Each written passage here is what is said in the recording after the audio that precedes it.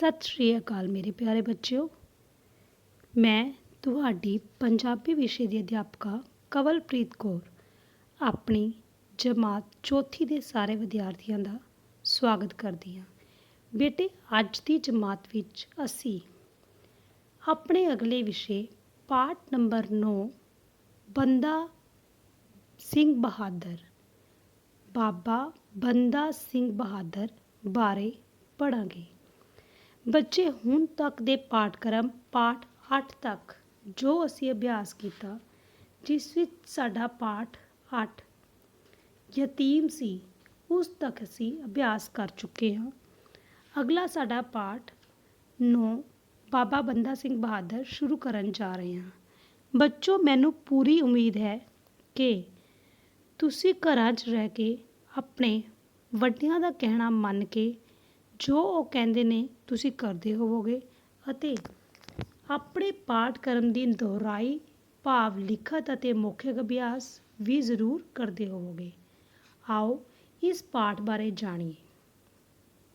ਬੱਚੇ, ਇਸ ਪਾਠ ਵਿੱਚ ਦੱਸਿਆ ਗਿਆ ਹੈ ਕਿ ਬਾਬਾ ਬੰਦਾ ਸਿੰਘ ਬਹਾਦਰ ਇੱਕ ਵੈਰਾਗੀ ਤੋਂ ਸਿੰਘ ਕਿੱਦਾਂ ਬਣਿਆ, ਕਿਵੇਂ ਉਹ ਗੁਰੂ ਜੀ ਦੇ ਨਾਲ ਮਿਲਿਆ, ਕਿਵੇਂ ਉਹ ਗੁਰੂ ਜੀ ਦਾ ਸ਼ਾਗਿਰਦ ਬਣਿਆ, ਕਿਵੇਂ ਉਹ ਗੁਰੂ ਜੀ ਦੇ ਨਾਲ ਆ ਕੇ ਮਿਲਿਆ, ਆਪਣੀ ਫੌਜ ਤਿਆਰ ਕੀਤੀ ਅਤੇ ਕਿਵੇਂ ਉਹਨੇ ਇੱਕ ਪ੍ਰਣ ਲਿਆ, ਇੱਕ ਵਾਅਦਾ ਕੀਤਾ ਕਿ ਉਹ ਛੋਟੇ ਸਾਹਿਬਜ਼ਾਦਿਆਂ ਦਾ ਅਤੇ 9ਵੇਂ ਗੁਰੂ ਸ਼੍ਰੀ ਗੁਰੂ ਤੇਗ ਬਹਾਦਰ ਜੀ ਦੀ ਸ਼ਹੀਦੀ ਦਾ ਬਦਲਾ ਲਏਗਾ ਅਤੇ ਕਿੱਦਾਂ ਲਏਗਾ। ਭਾਵ ਉਸਨੇ ਗੁਰੂ ਜੀ ਦੇ ਛੋਟੇ ਸਾਹਿਬਜ਼ਾਦੇ ਦੇ ਕਾਤਲ ਵਜ਼ੀਰ ਖਾਨ ਨੂੰ ਮਾਰ ਕੇ ਆਪਣਾ ਵਾਅਦਾ ਪੂਰਾ ਕੀਤਾ ਸੀ।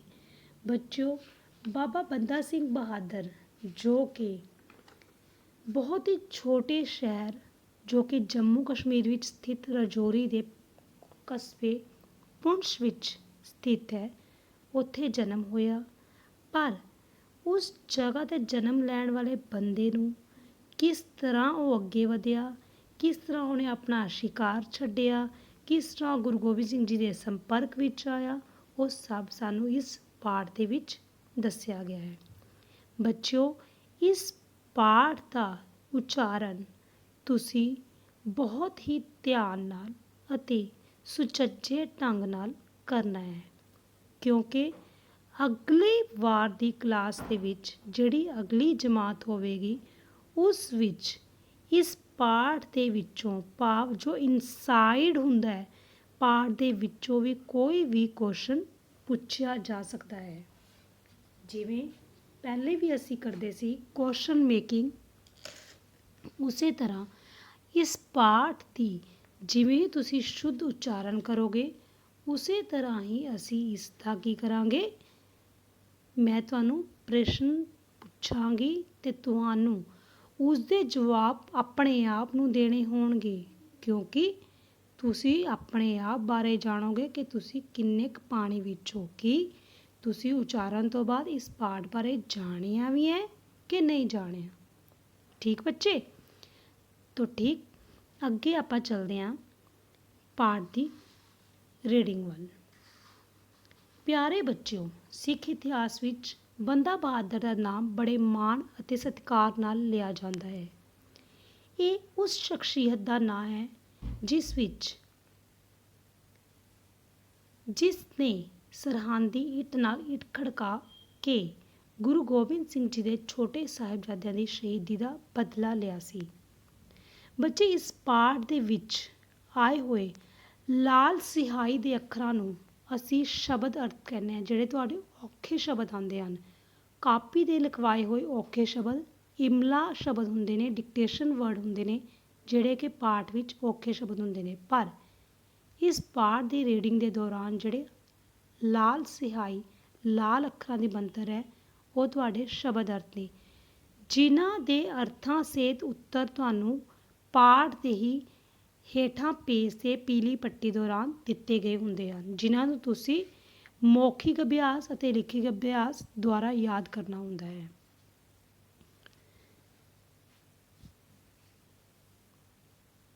ਹਾਂਜੀ, ਉਸਨੇ ਛੋਟੇ ਸਾਹਿਬਜ਼ਾਦਿਆਂ ਦੇ ਕਾਤਲ ਵਜ਼ੀਰ ਖਾਨ ਨੂੰ ਤੜਫਾ ਕੇ ਮਾਰਿਆ ਸੀ। ਬੰਦਾ ਬਹਾਦਰ ਦਾ ਬਚਪਨ ਦਾ ਨਾਂ ਲਛਮਣ ਦੇਵ ਸੀ ਤੇ ਉਹ ਇੱਕ ਗਰੀਬ ਕਿਸਾਨ ਰਾਮਦੇਵ ਦਾ ਪੁੱਤਰ ਸੀ। ਉਸ ਦਾ ਜਨਮ ਜੰਮੂ ਸ਼ਹਿਰ ਤੋਂ ਕੁਝ ਦੂਰੀ 'ਤੇ ਜ਼ਿਲ੍ਹਾ ਪੁੰਛ ਦੇ ਰਾਜੌਰੀ ਨਾਂ ਦੇ ਪਿੰਡ ਵਿੱਚ ਹੋਇਆ ਸੀ। ਬਚਪਨ ਤੋਂ ਹੀ ਸਰੀਰ ਦਾ ਤਕੜਾ ਹੋਣ ਕਰਕੇ ਉਹ ਆਪਣੇ ਪਿਤਾ ਦੇ ਨਾਲ ਖੇਤੀ ਦੇ ਕੰਮਾਂ ਵਿੱਚ ਹੱਥ ਵਟਾਉਂਦਾ ਰਹਿੰਦਾ ਸੀ। ਉਹ ਬਚਪਨ ਤੋਂ ਹੀ ਖੇਡਣ ਦਾ ਸ਼ੌਕੀਨ ਸੀ। ਇਸ ਕਰਕੇ ਤਲਵਾਰ, ਤੀਰ, ਕਮਾਨ ਤੇ ਹੋਰ ਸ਼ਸਤਰ ਉਹ ਬਚਪਨ ਤੋਂ ਹੀ ਚਲਾਉਣ ਲੱਗ ਪਿਆ ਸੀ।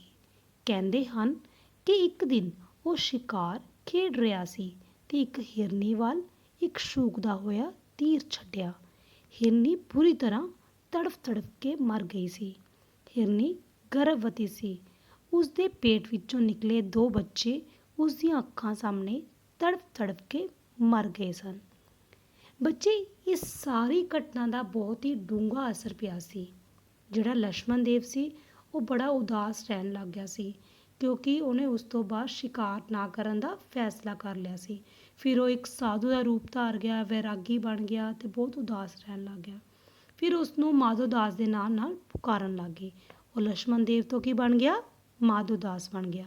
ਫਿਰ ਉਹ ਆਪਣਾ ਪਿੰਡ ਛੱਡ ਕੇ ਘੁੰਮਦਾ ਘੁੰਮਦਾ ਬਹੁਤ ਦੂਰ ਦੱਖਣ ਵਾਲੀ ਸਾਈਡ, ਮਹਾਰਾਸ਼ਟਰ ਵਾਲੀ ਸਾਈਡ ਚਲੇ ਗਿਆ, ਜਿਸ ਜਗ੍ਹਾ 'ਤੇ ਜਾ ਕੇ ਉਸਨੇ ਗੋਦਾਵਰੀ ਨਦੀ 'ਤੇ ਹੀ ਆਪਣੀ ਕੁਟੀਆ ਬਣਾ ਲਈ ਤੇ ਤਾਂਤਰਿਕ ਵਾਲੇ ਕੰਮ ਕਰਨ ਲੱਗ ਗਿਆ।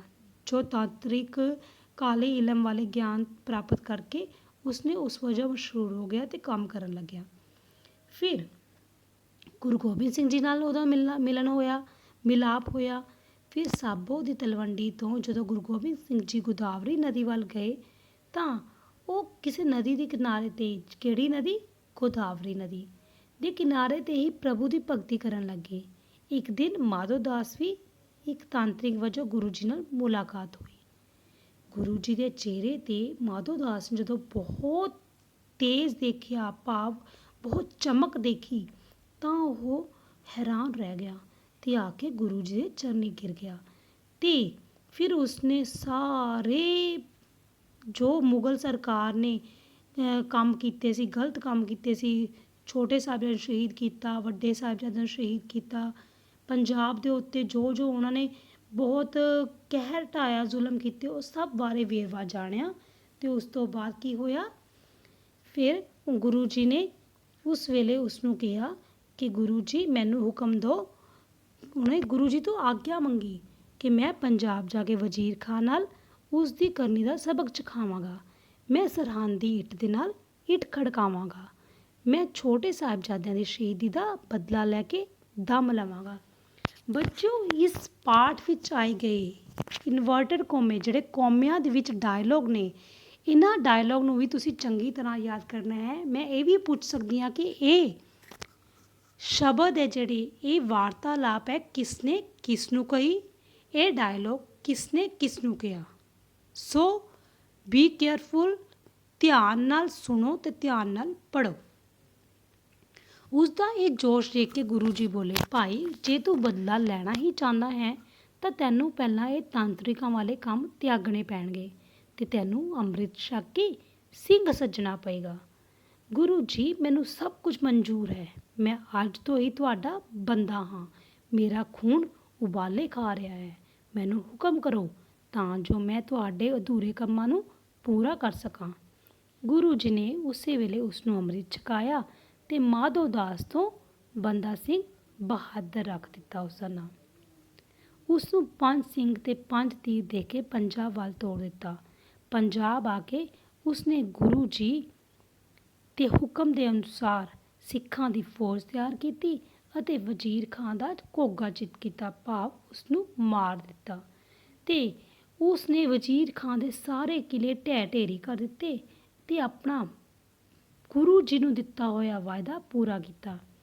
ਬੰਦਾ ਸਿੰਘ ਨੇ ਆਪਣਾ ਇਸ ਤਰ੍ਹਾਂ ਸਾਰਾ ਕੰਮ ਪੂਰਾ ਕੀਤਾ ਤੇ 9 ਜੂਨ 1716 ਨੂੰ ਉਸ ਨੂੰ ਵੀ ਸ਼ਹੀਦ ਕਰ ਦਿੱਤਾ। ਭਾਵ ਮੁਗਲ ਸਰਕਾਰ ਵੱਲੋਂ 9 ਜੂਨ 1716 ਈਸਵੀ ਨੂੰ ਉਸ ਨੂੰ ਵੀ ਸ਼ਹੀਦ ਕਰ ਦਿੱਤਾ ਗਿਆ। ਬੱਚੇ, ਇਸ ਪਾਠ ਨੂੰ ਤੁਸੀਂ ਚੰਗੀ ਤਰ੍ਹਾਂ ਦੁਹਰਾਉਣਾ ਹੈ, ਇਸ ਦੀ ਰੀਡਿੰਗ ਕਰਨੀ ਹੈ, ਸ਼ੁੱਧ ਉਚਾਰਨ ਕਰਨਾ ਹੈ। ਇਸ ਵਿੱਚ ਆਏ ਹੋਏ ਜਿਹੜੇ ਤੁਹਾਡੇ ਸ਼ਬਦ ਨੇ, ਵਾਰਤਾਲਾਪ ਹੈ, ਖਾਲੀ ਥਾਵਾਂ ਨੇ, ਚੰਗੀ ਤਰ੍ਹਾਂ ਕਰਨੀਆਂ ਨੇ। ਅਸੀਂ ਕਿਸੇ ਵੀ ਸਮੇਂ ਕੁਛ ਵੀ ਪੁੱਛ ਸਕਦੇ ਹਾਂ ਪਾਠ ਦੀ ਰੀਡਿੰਗ ਵਿੱਚੋਂ। ਕਾਪੀ ਵਿੱਚ ਕਰਾਏ ਹੋਏ ਪਾਠ ਕਰਨ ਤੋਂ ਇਲਾਵਾ ਅਸੀਂ ਇਨਸਾਈਡ ਜੋ ਪਾਠ ਵਿੱਚ ਆਏ ਗਏ ਤੱਤ ਹੁੰਦੇ ਨੇ ਉਹ ਵੀ ਪੁੱਛ ਸਕਦੇ ਹਾਂ ਕਿ ਬੱਚੇ ਦੀ ਰੀਡਿੰਗ ਕਿੱਥੋਂ ਤੱਕ ਪ੍ਰਭਾਵਿਤ ਹੁੰਦੀ ਹੈ। ਭਾਵ ਕਿਸਨੇ ਕਿਸ ਨੂੰ ਕਹੇ, ਕਦੋਂ ਕਹੇ, ਇਹ ਵੀ ਸ਼ਬਦ ਜ਼ਰੂਰ ਪੁੱਛਾਂਗੇ। ਉਮੀਦ ਹੈ ਤੁਸੀਂ ਆਪਣੇ ਪਾਠ ਦੀ ਸ਼ੁੱਧ ਉਚਾਰਨ ਭਾਵ ਰੀਡਿੰਗ ਚੰਗੀ ਤਰ੍ਹਾਂ ਕਰੋਗੇ, ਸਮਝੋਗੇ ਅਤੇ ਦਿੱਤੇ ਹੋਏ ਕੰਮ ਔਖੇ ਸ਼ਬਦਾਂ ਨੂੰ ਆਪਣੀ ਕਾਪੀ 'ਤੇ ਸੁੰਦਰ ਤਰੀਕੇ ਨਾਲ ਲਿਖੋਗੇ। ਧੰਨਵਾਦ ਮੇਰੇ ਪਿਆਰੇ ਬੱਚਿਓ, ਆਪਣਾ ਧਿਆਨ ਰੱਖਣਾ।